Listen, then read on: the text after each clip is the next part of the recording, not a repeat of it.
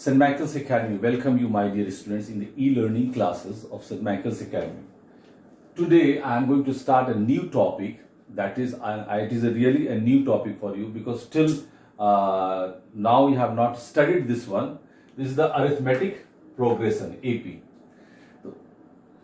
Progression word या arithmetic progression समझने के पहले हम लोग एक टर्म समझेंगे जिसको बोलते हैं सीक्वेंस. सीक्वेंस मतलब होता है क्रम.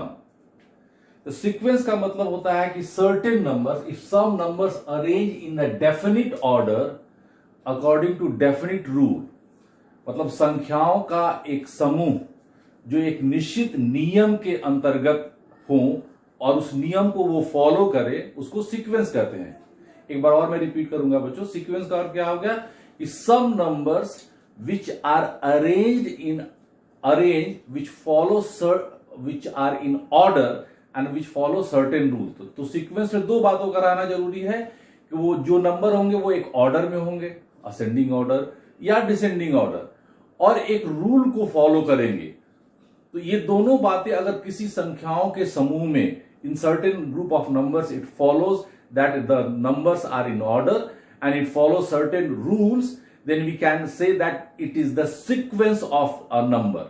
For that, try to understand, suppose you represent the sequence of the number by Tn. Tn is the rule. Tn is the, ये क्या हो गया बच्चों, रूल हो गया. And Tn stand for 2n plus 1, अगर हम ये कहें. तो n is the, n stand for natural number. N stand for natural number. अब if we put the value of n is equal to 1, तो t1 हो जाएगा हमारा 2 into 1 plus 1, that is equal to 3. t2 is equal to, अब n की जगह क्या रखना है बच्चों, यहां हमको 2 रखना है. 2 into 2 plus 1, 2 to जा 4 plus 1 5. Then T3 is equal to 2 into 3 plus 1, that is equal to 2 3 ja 1 plus 6 plus 1, that is equal to 7. So this 3, 5 and 7 and so on, these numbers are, we can say that they are in sequence. एक बार और मैं repeat करूंगा बच्चों. Sequence का अर्थ क्या हो गया कि if some numbers are in certain order and follow certain rule, ये दो बातें होनी चाहिए कि वो किसी certain order में हो और certain rules को follow करे. इससे हमारा क्या बनता है, sequence of a number. अब आते हैं जो टॉपिक हमको पढ़ना है, अरिथमेटिक प्रोग्रेशन. प्रोग्रेशन जो हुआ वो एक सीक्वेंस ऑफ नंबर हुआ जिसमें वो दोनों बातें रहेंगी. कौन सी दोनों बातें रहेंगी कि वो एक certain, some numbers are in order and they follow certain rules. और अगर हम एपी की बात करें, अरिथमेटिक प्रोग्रेशन की बात करें, तो उसकी खासियत होती है कि each preceding number is differ by constant with इस एक्सीडिंग नंबर, जस्ट कनेक्टिंग इस एक्सीडिंग नंबर. इसका मतलब क्या हुआ कि अगर एपी में हम नंबर को लिखें तो किसी भी बाद वाले से जस्ट उसके पहले वाले नंबर को अगर हम माइनस करेंगे तो उसका जो डिफरेंस आएगा वो हर एक कंडीशन में किसी भी दो संख्याओं को एडजेसेंट नंबर के लिए वो सेम होगा. तो एपी का डेफिनेशन क्या दे सकते हैं बच्चों, a sequence in which each term differ from its preceding term by a constant is called AP. अगर हम लगातार एक संख्या लेके, मान लीजिए यहां पर एक एपी की बात करते हैं.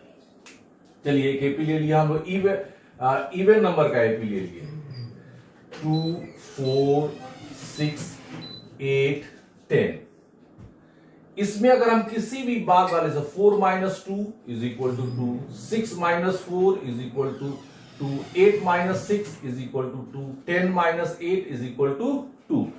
तो अगर ये रूल्स और ये कंडीशन फॉलो होता है किसी भी सीक्वेंस में कि each preceding term has a common same constant common difference, in that case that sequence is called arithmetic progression. और एपी की बात हम कहेंगे तब वो क्या हो गया हमारा बच्चों, एपी हो गया. अब इसमें कुछ टर्म्स होते हैं. तो फर्स्ट टर्म को, एपी के फर्स्ट टर्म को हम लोग first term of an AP is represented by small a. The common difference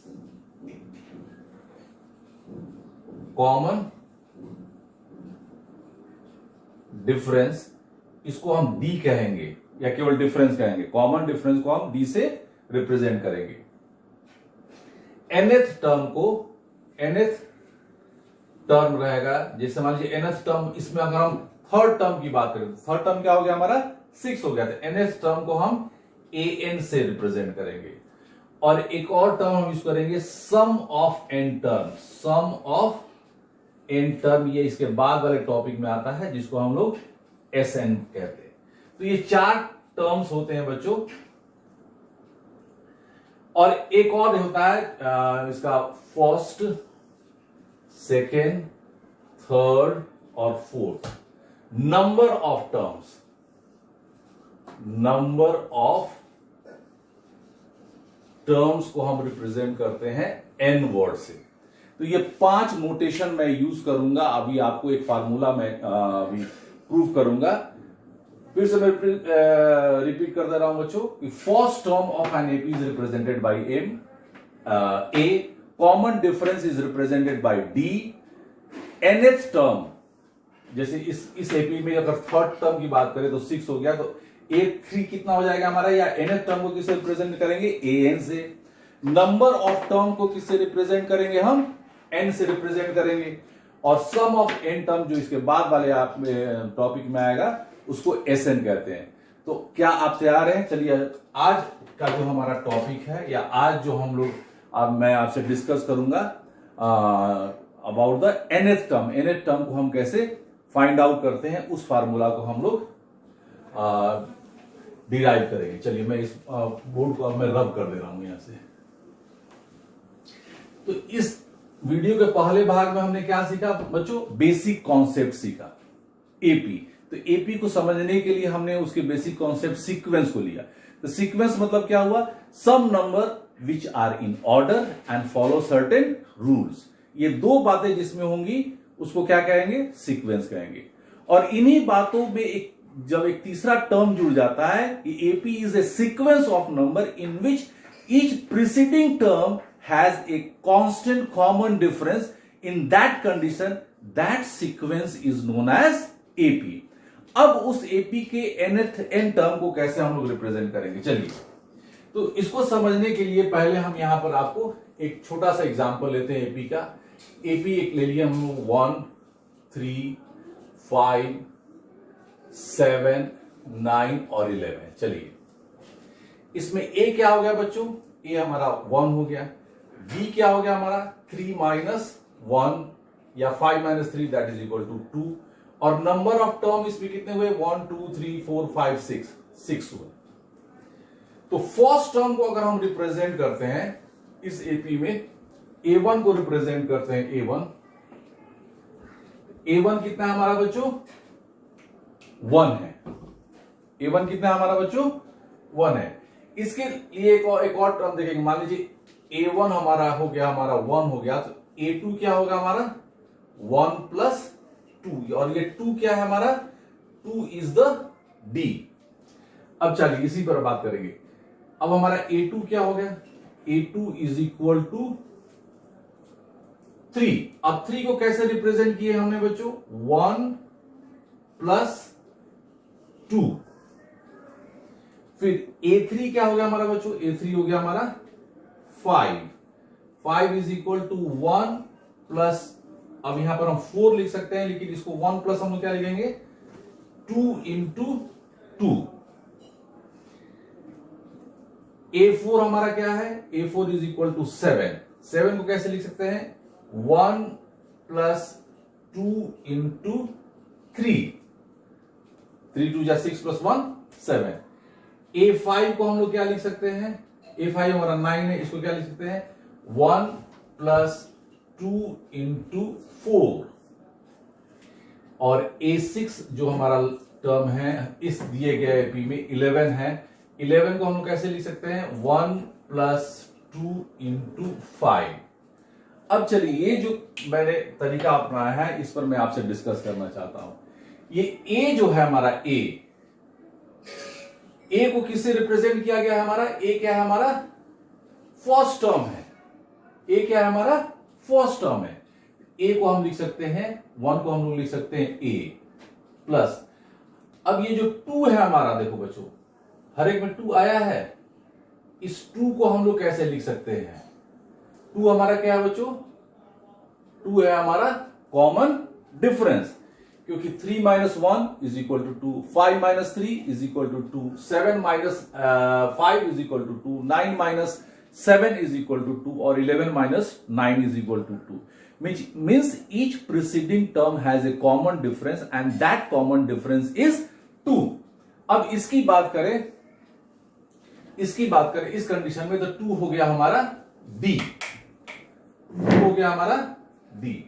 लेकिन ये जो संख्याएं हैं, अब इसको हम यहाँ 2 into 1 भी लिख सकते हैं। अब यहां देख रहे हैं हम यहाँ कि ये संख्याएं चेंज होती जा रही हैं बच्चों, यहां 1 है, यहां 2 है, यहां 3 है, यहां 4 है और 5 है। लेकिन इसका एक निश्चित इसके इस रिलेशन को हम लोग ढूंढने की कोशिश करेंगे। चलिए, तो सेकेंड टर्म हमको निकालना है, तो हमने किससे मल्टीप्लाई किया बच्चों? किससे मल्टीप्लाई किया? उसको कॉमन डिफरेंस को 1 से मल्टीप्लाई किया। थर्ड टर्म अगर हमको निकालना है तो हमने किससे मल्टीप्लाई किया? 2 से मल्टीप्लाई किया। सेकेंड टर्म निकालना है तो 1 से, थर्ड टर्म निकालना है तो 2 से, फोर्थ टर्म अगर हमको निकालना है तो हम किससे मल्टीप्लाई कर रहे हैं? फोर्थ टर्म निकालना है तो 3 से, फिफ्थ टर्म निकालना है तो किससे मल्टीप्लाई कर रहे हैं कॉमन डिफरेंस को?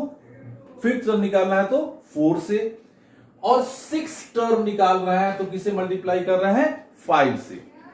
तो जब इस जो मैंने आपसे डिस्कशन किया अभी कि सेकेंड टर्म निकालना है तो कॉमन डिफरेंस को 1 से, थर्ड टर्म को निकालना है तो कॉमन डिफरेंस को 2 से, फोर्थ टर्म को निकालना है तो कॉमन डिफरेंस को 3 से, फिफ्थ टर्म निकालना है तो कॉमन डिफरेंस को 4 से, और सिक्स्थ टर्म निकालना है तो कॉमन डिफरेंस को 5 से मल्टीप्लाई कर रहे हैं। तो मल्टीप्लाई करने का जो नंबर है उसमें और जो टर्म निकाला जा रहा है उसमें, इन दोनों में एक रिश्ता निकल रहा है। कौन सा रिश्ता निकल रहा है? कि जो टर्म हम निकाल रहे हैं उसको फाइंड आउट करने के लिए कॉमन डिफरेंस से जो मल्टीप्लाई करते हैं नंबर, हमेशा उससे वो एक नंबर कम रह रहा है। Very good. तो यहां से अगर हम an टर्म निकालेंगे और n stand for any term, उस कंडीशन में हम क्या करेंगे? फर्स्ट टर्म में हम क्या करेंगे? कॉमन डिफरेंस को ऐड करेंगे, लेकिन उसको मल्टीप्लाई करने के लिए क्या करेंगे बच्चों? ये 2 हो गया हमारा D, और अगर हम n टर्म निकाल रहे हैं तो किससे करना है? उससे एक टर्म कम से, तो हो जाएगा n-1। तो यहां पर हमने एक फार्मूला को डिराइव कर लिया कि कोई भी टर्म हमको निकालना है उसमें फर्स्ट टर्म में हम ऐड करेंगे कॉमन डिफरेंस में एक माइनस, नंबर ऑफ टर्म में एक माइनस करके कॉमन डिफरेंस से मल्टीप्लाई करेंगे। और ये रिलेशन हमने इस एग्जांपल से फाइंड आउट किया है। बहुत जल्दी से मैं आपको फिर से समझा दे रहा हूं कि हमने जब हमको सेकेंड टर्म निकालना था तो हमेशा हम फर्स्ट टर्म में ऐड कर रहे थे कॉमन डिफरेंस को, और किससे मल्टीप्लाई कर रहे थे? जो टर्म निकालना है उससे एक कम वाले संख्या से मल्टीप्लाई कर रहे थे, which means the formula for an is equal to a plus n-1 into d। ये हो गया हमारा आज का पहला formula. an stand for a plus n-1d। इसका वेरिफिकेशन मैंने बता दिया बच्चों। तो ये याद रखिएगा, इसमें 4 टर्म होते हैं। an हो गया पहला, nth टर्म, दूसरा हो गया फर्स्ट टर्म, तीसरा हो गया नंबर ऑफ टर्म्स, और चौथा हो गया हमारा कॉमन डिफरेंस। तो ये 4 चीजों से मिलकर, इन 4 चीजों के रिलेशन से हमारा बनता है nth टर्म का फार्मूला। और ये वीडियो है, this video is basically based on the concept of AP. तो ये वीडियो अगर आप समझ गए तो इसके बाद वाले एपी टर्म को और एपी के एक्सरसाइज को बनाना आपके लिए बहुत ही आसान होगा, क्योंकि इसके बाद जो मैं आपको वीडियो लूंगा उसमें इस फार्मूले से nth टर्म के फार्मूले को मैं कुछ क्वेश्चंस लूंगा एनसीईआरटी से, और हो सकेगा तो और दूसरे बुक से भी लूंगा। लेकिन मैं आपसे रिक्वेस्ट करूंगा बच्चों कि इस डेरिवेशन ऑफ फार्मूला को और कॉन्सेप्ट ऑफ एपी और डेरिवेशन ऑफ फार्मूला को अब बहुत ध्यान से देखें, समझे, क्योंकि एक बार if you understood the basic concept of AP and the derivation of the nth term of an AP, then it will make you very easy, because on that time you do not need to mug up, do not need to learn the formula by heart, because you have understood, and this understanding is one of the most important pillars to score better marks in mathematics. So in the next video I will discuss with you with some questions related to nth term. Please practice this one, note down in your homework copy of the derivation of the formula, definitions of the AP and its basic concepts. Thank you. तो चलिए बच्चों, हम लोग next video में फिर मैं आपसे मिलता हूं। धन्यवाद।